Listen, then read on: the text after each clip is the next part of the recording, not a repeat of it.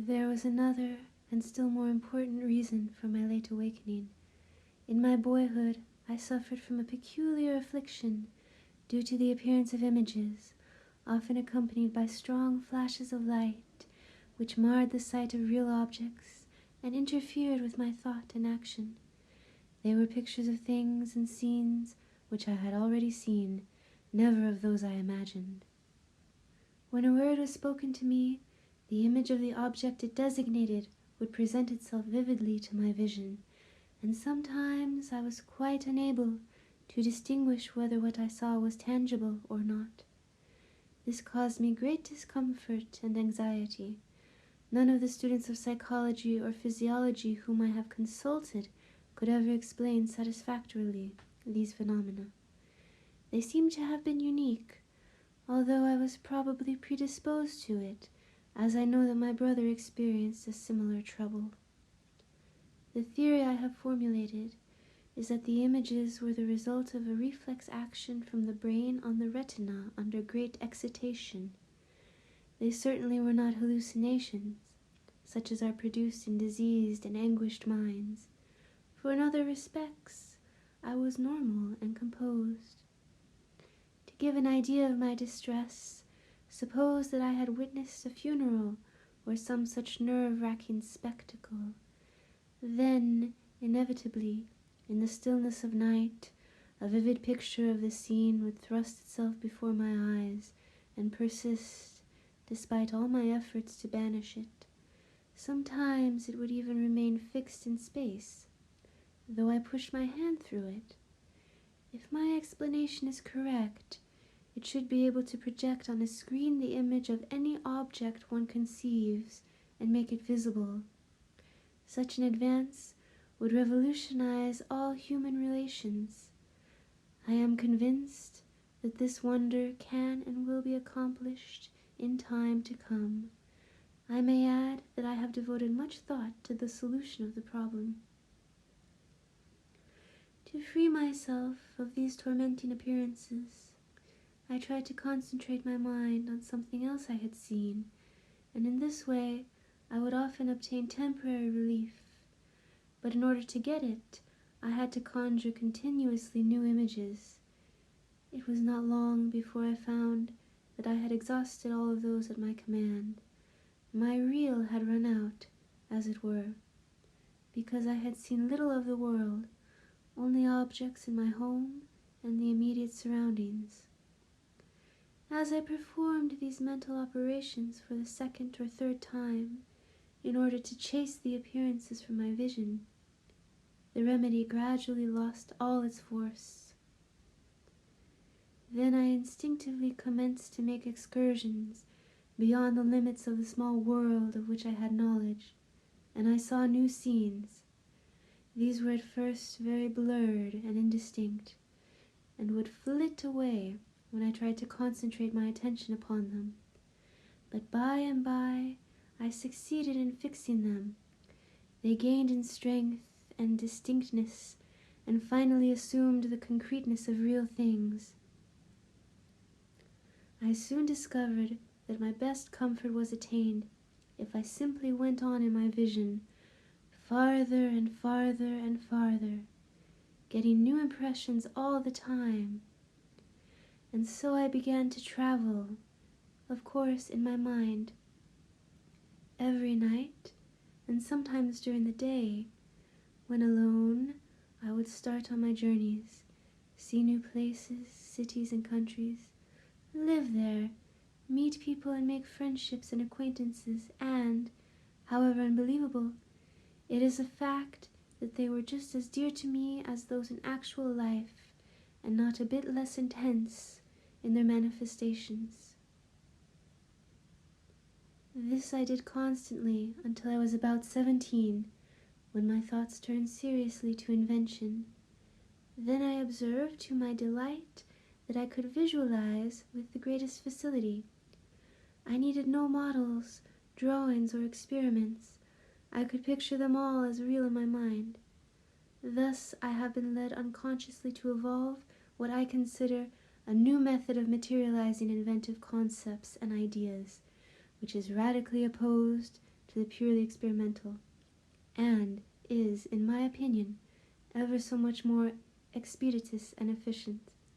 The moment one constructs a device to carry into practice a crude idea, he finds himself unavoidably engrossed with the details and defects of the apparatus. As he goes on improving and reconstructing, his force of concentration diminishes, and he loses sight of the great underlying principle. Results may be obtained, but always at the sacrifice of quality. My method is different. I do not rush into actual work.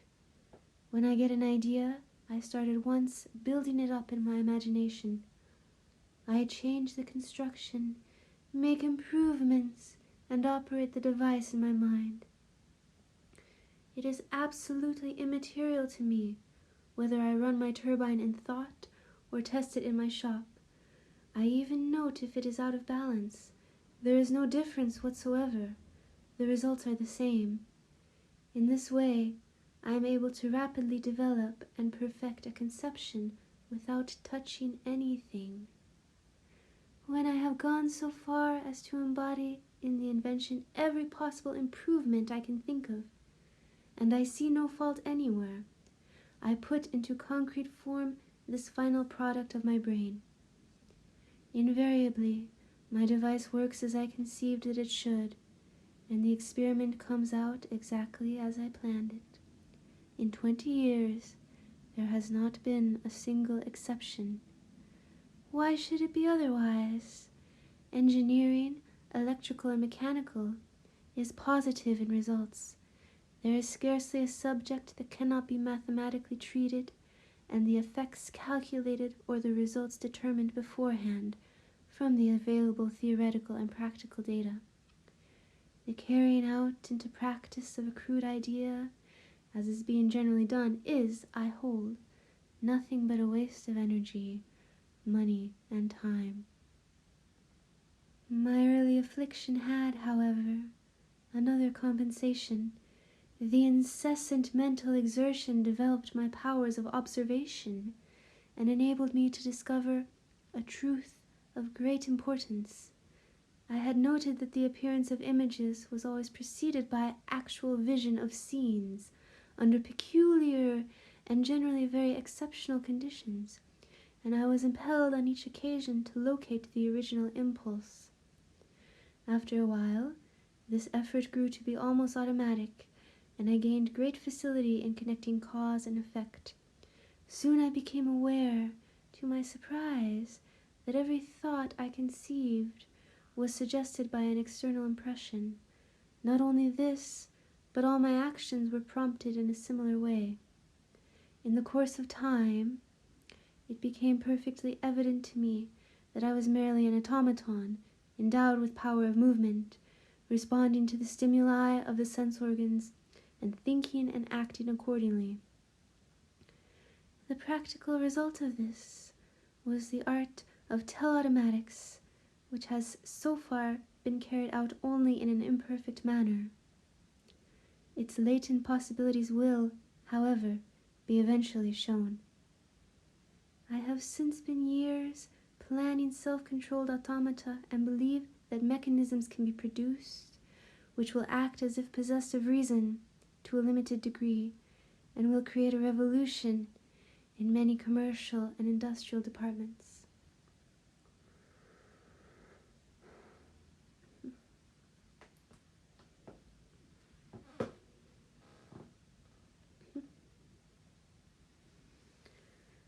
I was about 12 years old when I first succeeded in banishing an image from my vision by willful effort, but I never had any control over the flashes of light to which I have referred. They were perhaps my strangest experience, and inexplicable. They usually occurred when I found myself in a dangerous or distressing situation, or when I was greatly exhilarated. In some instances, I have seen all the air around me filled with tongues of living flame. Their intensity, instead of diminishing, increased with time, and seemingly attained a maximum when I was about 25 years old. while in Paris in 1883, a prominent French manufacturer sent me an invitation to a shooting expedition, which I accepted. I had been long confined to the factory, and the fresh air had a wonderfully invigorating effect on me. On my return to the city that night, I felt a positive sensation that my brain had caught fire. I saw a light as though a small sun were located in it, and I passed the whole night applying cold compressions to my tortured head. Finally, the flashes diminished in frequency and force, but it took more than 3 weeks before they wholly subsided.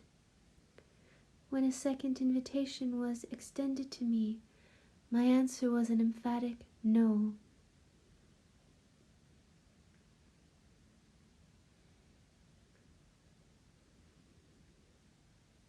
These luminous phenomena still manifest themselves from time to time, as when a new idea opening up possibilities strikes me, but they are no longer exciting, being of relatively small intensity. When I close my eyes, I invariably observe first a background of very dark and uniform blue, not unlike the sky on a clear but starless night. In a few seconds, this field becomes animated with innumerable scintillating flakes of green, arranged in several layers and advancing towards me. Then there appears to the right a beautiful pattern of 2 systems of parallel and closely spaced lines at right angles to one another in all sorts of colors, with yellow, green, and gold predominating.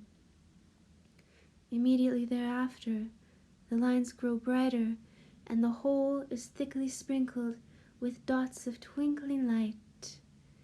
This picture moves slowly across the field of vision, and in about 10 seconds vanishes to the left, leaving behind a ground of rather unpleasant and inert gray, which quickly gives way to a billowy sea of clouds, seemingly trying to mold themselves in living shapes.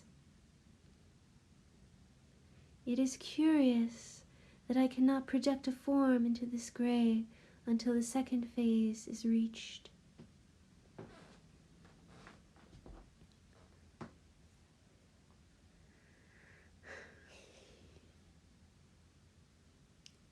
Every time, before falling asleep, images of persons or objects flit before my view. When I see them, I know that I am about to lose consciousness. If they are absent and refuse to come, it means a sleepless night.